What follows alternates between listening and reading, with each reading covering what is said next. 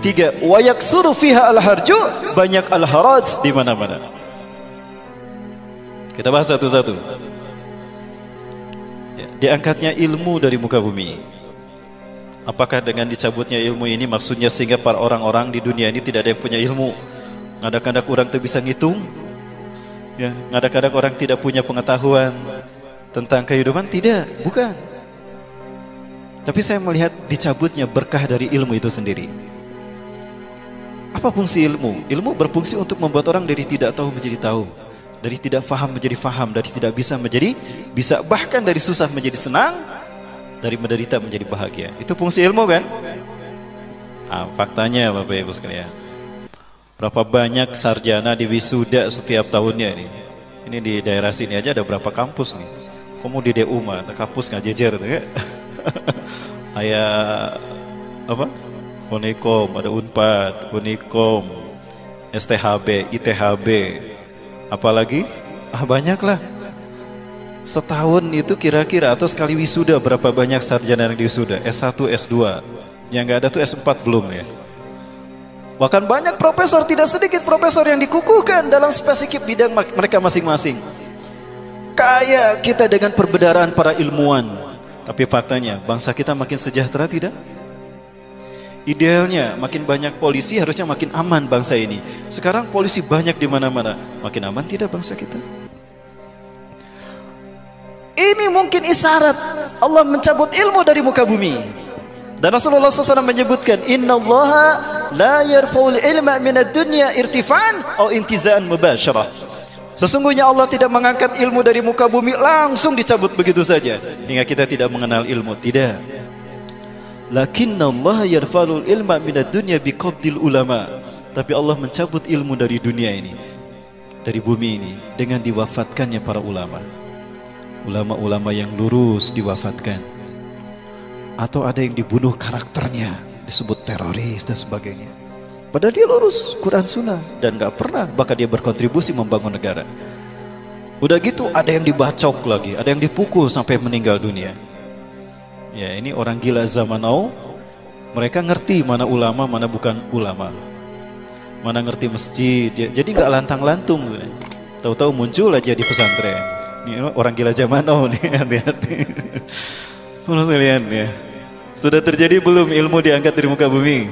Sudah. Maka jika ulama-ulama yang lurus dibunuh karakternya, bahkan dibunuhnya, nyawanya direnggut. Ya, andaikan ada nabi dan rasul, mungkin para nabi dan rasul yang dibunuh. Tapi kusabab gak ada nabi dan rasul, yang ada pewarisnya para ulama-ulama yang dibunuh. Rasulin, jangan salah, ini proyek konspirasi dunia. Ini penggorengan situasi politik untuk menghadapi pilkada, pilgub, ya, pilkot, pilgub dan pilpres. Sudah ada proyek besar, maka untuk mengalihkan isu ini, maka ini cover story. Ya. Ini siasat siapa lagi kalau bukan mereka, invisible hand, Zionis Yahudi. Mereka punya agenda besar. Nah, nggak boleh ada yang menghalangi agenda besar ini. Namun agenda besar ini sudah dibuka terang-terangan oleh Donald Trump. Inilah agenda besar, inilah final dari Zionisme internasional. Berdirinya sinagogi Yahudi di atas Masjidil Aqsa. Ya, kan itu puncak gerakan Zionis.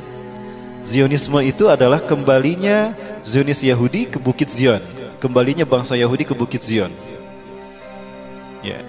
Kenapa harus ke Bukit Zion? Karena the God who's waited, Tuhan yang mereka tunggu-tunggu akan segera turun di Bukit Zion.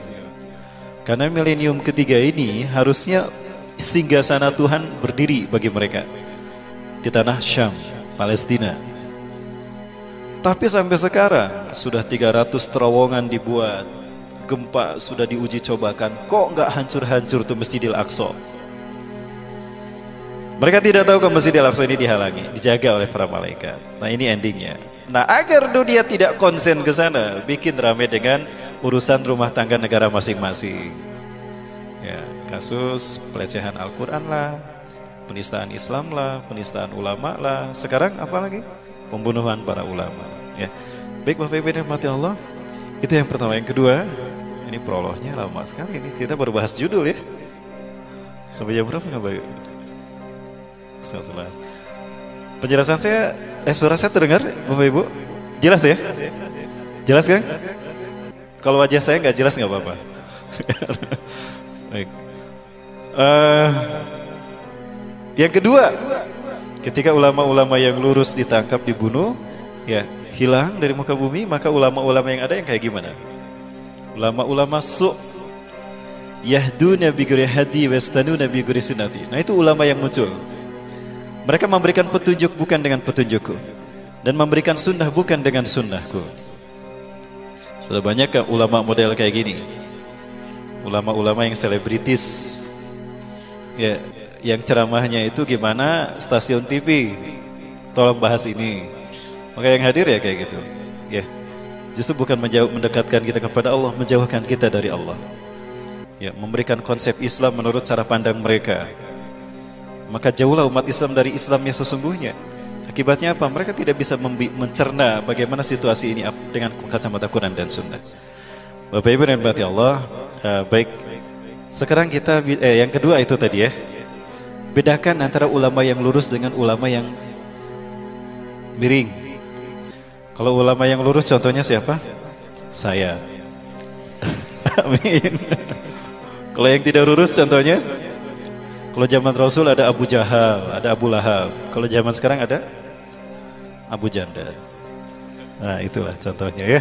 Baik, Bapak Ibu sekalian, yang ketiga, wa yaksuru fiha al-harju. Ketika ilmu diangkat, kejahilian muncul di mana-mana. Maka yang ketiga, al-haraj di mana-mana. Para sahabat bertanya, "Wa ma huwal harju ya Rasulullah?" Apakah al-haraj itu ya Rasulullah? Al-harju huwa al-qatslu al-qatslu. Al-haraj adalah pembantaian. Negeri Islam mana yang belum dibantai? Suriah? Sudah? Palestina, Irak, Afghanistan, Mesir, Yaman, sudah. Berarti 3 indikator kita berada di pintu gerbang kiamat sudah terjadi, dan itu dalam skala hari. Ya, paradigmanya hari, bukan lagi tahun. Allahu Akbar. Indonesia sudah belum? Lagi digadang. 2018, 2019 ini bisa jadi tahun-tahun yang tersulit bagi kita, Bapak Ibu. Baik, Bapak Ibu dirahmati Allah, ada satu penjelasan menarik. Satu hari Rasulullah SAW ketika berada bersama para sahabat, ya, Umar bin Khattab ada di tengah-tengah para sahabat. Itala alaina rajulun. Tiba-tiba datang seorang laki-laki, kata Rasulullah. Syadidu bayadi thiyab. Putih mengkilau, putih cemerlang. Kalau putih cemerlang apa mengkilau? Cemerlang ya. Putih cemerlang bajunya. Wa syadidu sawadi sya'ar. Hitam mengkilau rambutnya. Sampai para sahabat ada yang bilang, "Kita rambut ini hitam mengkilau tadi. Kayaknya bukan pakai sampo jing deh. Atau head and shoulder. Enggak, kayaknya mau bukan. Sigana mau pakai urang aring." Wasyadidu bayadis, ya, putih cemerlang pakaiannya. Ini dipakai apa di bajunya, dicucinya? Laundrynya laundry mana? Ini hebat gini. Tiba-tiba duduk di hadapan Rasulullah, menyentuhkan kedua lututnya kepada kedua lutut Rasulullah SAW. Wa yadau yadahi ala fahzai Nabi SAW. Beliau meletakkan kedua telapak tangannya di atas paha Rasulullah SAW. Wa huwa yaqul, kemudian dia berkata, "Ya Rasulullah, akhbirni anil iman." Wahai Rasulullah, ceritakan padaku apa itu iman. Nah, dijawab dengan rukun iman oleh Rasulullah.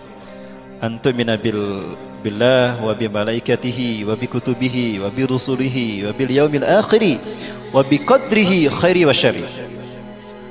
Dijawab rukun iman yang 6. Sodakta, benarlah engkau. Wis, Umar kaget. Ha itu engkau nanya tapi nggak bener kan? Tes ya, maka Rasulullah nanya lagi tentang Islam. Beritakan kepadaku apa itu Islam. Diceritakan juga sama. Anta syahada la ilaha illallah wa anna Muhammadar Rasulullah wa tuqimus salata wa tasuma Ramadan wa tutiyaz zakata wa tahujjal bait man istata'ta ilaihi sabila. Idza istata'ta ilaihi sabila. Sodakta, benarlah engkau. Ya, makin kaget para sahabat. Ajibna lahu. Heran kami kepada dia. Yas'aluhu wa yusaddiqu. Dia bertanya dan membenarkannya. Yang ketiga apa itu? Ihsan. Dijawab ihsan itu anta budallaha ka'annaka tara fa in lam takun tara fa innahu yarak. Engkau beribadah kepada Allah seolah-olah Allah melihat engkau, tapi jika engkau tidak melihat Allah, yakini Allah melihatmu. Nah, yang keempat, dia bertanya, mata taqumus saah? Kapan kiamat terjadi? Di situ Rasulullah tersenyum.